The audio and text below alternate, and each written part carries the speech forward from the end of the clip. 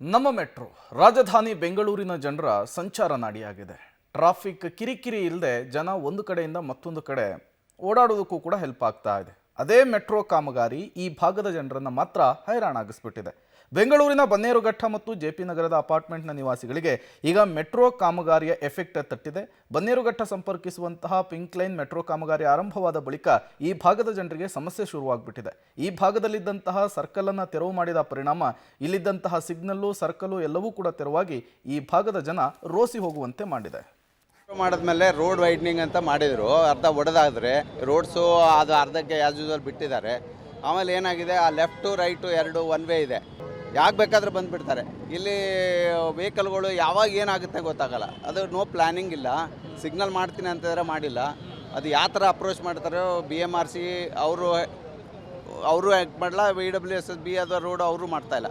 ಹೀಗಾಗಿ ನಮಗೆ